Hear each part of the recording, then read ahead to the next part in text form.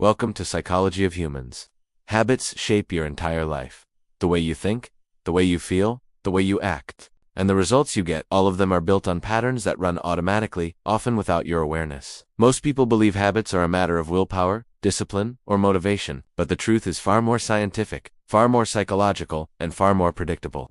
Today we're going to explore the psychology of habit formation. We'll break down how habits are created in the brain, why they're so hard to break, why good habits are so difficult to build, and how you can design habits that actually stick. By the end of this video, you'll understand your behavior on a deeper level, and you'll have a practical blueprint for transforming your daily life. Let's begin. A habit is a behavior that becomes automatic. It's something your brain has practiced so many times that it no longer requires conscious effort. This is why habits feel easy. They require almost no energy. Your brain loves habits because they save mental bandwidth. Instead of choosing what to do, your brain runs its pre-programmed script. But before a behavior becomes a habit, it follows a predictable cycle known as the habit loop.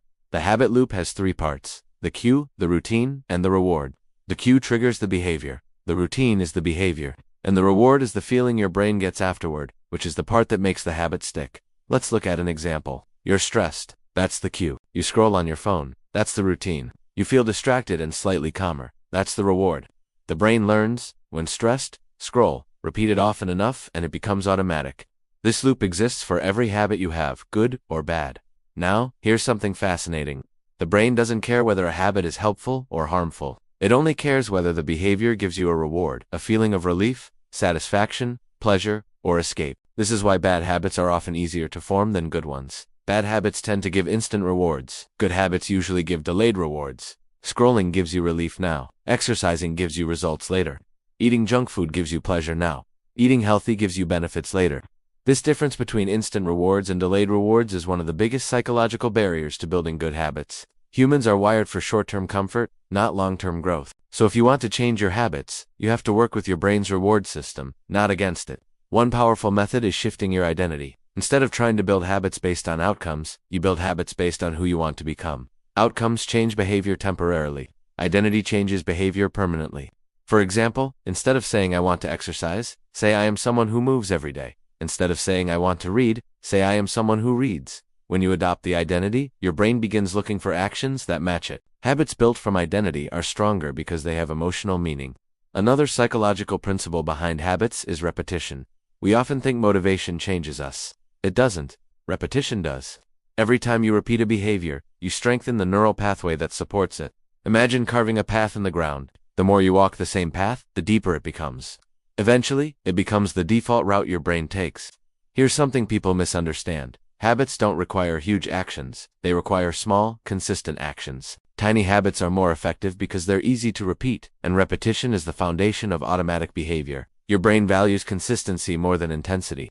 Another fascinating concept is habit friction. This is the amount of effort required to perform a behavior. High friction kills habits. Low friction builds them. For example, if your running shoes are buried in a cupboard, friction is high. If they're by the door, friction is low.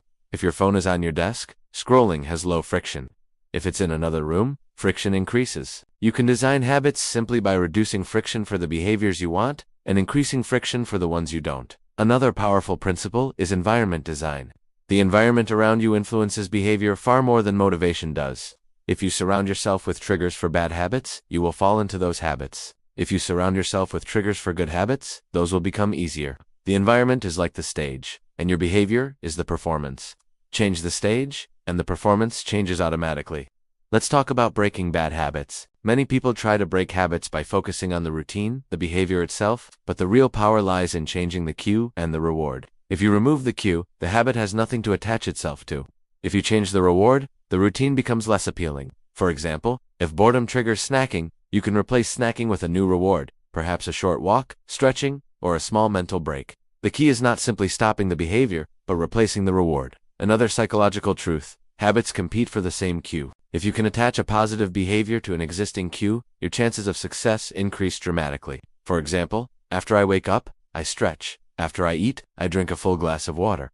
After I sit at my desk, I take one deep breath. These stacked habits are powerful because the brain already recognizes the cue. There's another important concept called minimum viable habits. This means choosing a version of the habit so small that you cannot fail. If your goal is to read, the minimum habit is reading one page. If your goal is to exercise, the minimum habit might be one push-up. Once you begin, momentum often carries you further, but even if it doesn't, you've still succeeded. The brain rewards completion. Success reinforces behavior.